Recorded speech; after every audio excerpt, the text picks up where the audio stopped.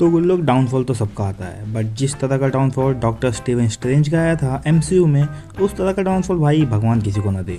जिस तरह से इन्फिनिटी वॉर में strongest character of the MCU बन गए थे, उसी तरह मल्टीवर्स ऑफ मैडनेस में भाई बहुत गंदा डाउनफॉल आया है कि भाई इतना भी स्ट्रॉन्ग नहीं है भाई साहब। तो इस वीडियो में हम यही बात करेंगे कि आखिरकार ऐसा क्या हो गया मल्टीवर्स ऑफ मैडनेस में कि डॉक्टर स्टीवन स्ट्रेंज इतने ज़्यादा कमज़ोर हो गए वांडा के सामने।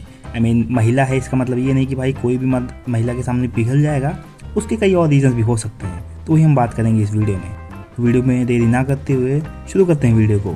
तो सबसे पहले एक बार छोटा सा रिकैप दे देता हूँ डॉक्टर स्टीवन स्ट्रेंज की लाइफ का, जहाँ पे ये एक बहुत बड़े न्यूरोसर्जन थे, बट भाई एक कार एक्सीडेंट के चलते हुए इनके हाथों की पसलियाँ थोड़ी ज़्यादा ही ख़राब हो गई। इसकी वजह से इनको कमर तार जाना पड़ा ताकि ये अपने हाथों को ठीक करा सके, और वहीं पे इनको पता लगा मिस्टिक आर्ट्स का, जिसको सीख के ये एक सॉर्सरर बने और उसके बाद वहाँ का करता धरता बन गया।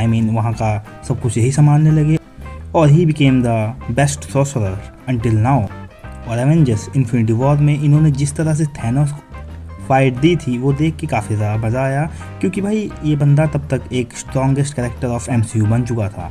लिटरली सब लोग यही समझते थे, बट उसके बाद जब मल्टीवर्स ऑफ मैडनेस में देखा गया तो भाई थोड़ा कहानी चेंज थी। तो भाई हम स्ट्रेंज को आखिरकार इतना ज़्यादा पावरफुल क्यों समझते थे? क्योंकि उसके पास था टाइम स्टोन। जैसा कि डॉक्टर स्ट्रेंज 1 में हमने देखा था कि उसने डोरमामू को हराने के लिए टाइम स्टोन का यूज़ किया था, और वहाँ पे बखूबी यूज़ किया था, जिसकी वजह से डोरमामू भी पागल हो गया और उसको उसके साथ डील करना पड़ा था कि हाँ भाई मैं अर्थ को छोड़ के चला जाऊँगा, बट तुम मुझको बख्श दो। और वहाँ से लेके इन्फिनिटी वॉर तक स्ट्रेंज ने टाइम स्टोन का यूज़ किया एकदम भाई अच्छी तरीके से। जहाँ पे इन्फिनिटी वॉर में पहले उसने थैनोस के सामने यूज़ किया था और वो ओवर पावर कर रहा था एक्चुअली में, अगर उसके पास कोई इन्फिनिटी स्टोन ना होता। बट वो ऐसा कैसे हुआ? उसने थैनोस को इतना बढ़िया टक्कर कैसे दी? वो हुआ था टाइम स्टोन की हेल्प से। और ऐसा क्यों हुआ था? क्योंकि भाई उसने लिटरली 1,40,40,605 पॉसिबिलिटीज़ देखी थी कि थैनोस को कैसे हरा सके।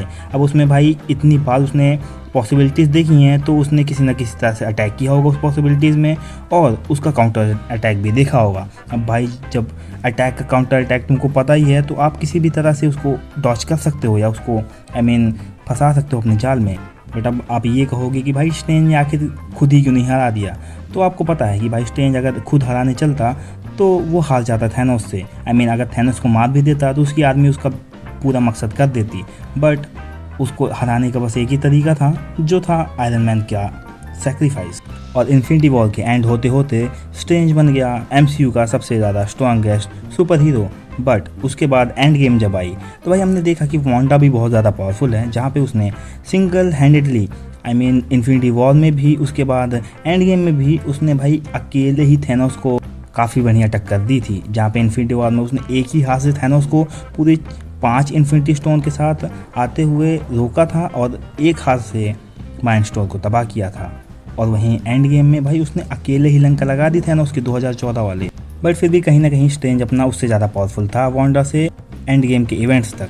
बट जब मल्टीवर्स ऑफ मैडनेस में वांडा ने डार्क होल्ड को पढ़ लिया तो भाई वहाँ से वो बहुत ज़्यादा ही पावरफुल हो गई।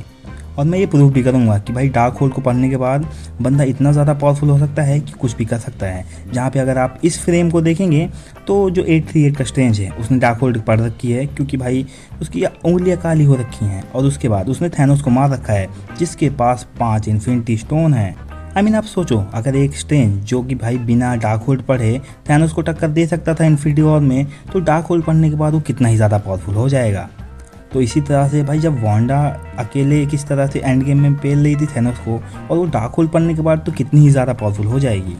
और यही कारण था कि मल्टीवर्स ऑफ मैडनेस में डॉक्टर स्ट्रेंज इतना ज़्यादा पावरफुल नहीं था।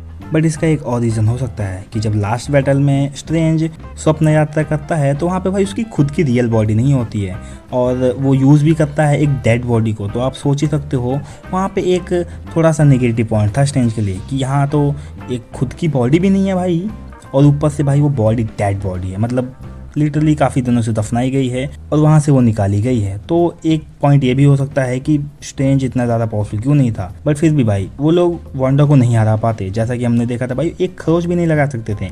वांडा खुद से हारी थी, ना कि किसी ने उसको हराया था। उसके बाद खुद उसने जो पूरा माउंटेन था उसको तबाह किया और भाई हमने दिखाया गया था कि हाँ, वांडा बच के निकल चुकी है वहाँ से। मल्टीवर्स ऑफ मैडनेस के इवेंट्स के बाद स्ट्रेंज काफ़ी ज़्यादा पावरफुल हो चुका है। अब वो वांडा को टक्कर दे सकता है, क्योंकि भाई उसने डार्क होल्ड पढ़ी है, भले ही थोड़ी सी पढ़ी है बट पढ़ चुका है वो, और वो आराम से वांडा को टक्कर दे सकता है। और वो निकल भी चुका है क्लिया के साथ एक काफ़ी बड़े एडवेंचर पे, जहाँ पे भाई प्रोबेबली वो डोरमामू को फेस करेगा। तो भाई लोग, आज की वीडियो में बस इतना ही। अगर आपको वीडियो अच्छी लगी हो तो वीडियो को लाइक कर देना और चैनल को जरूर सब्सक्राइब कर देना। बाकी अपने दोस्तों में भी शेयर कर देना ताकि मेरी रीच बढ़ सके। और अगर आपको किसी टॉपिक की वीडियो चाहिए तो मेरे को जरूर बताना। तो मिलते हैं नेक्स्ट वीडियो में, तब तक के लिए टाटा बाय बाय सायोनारा।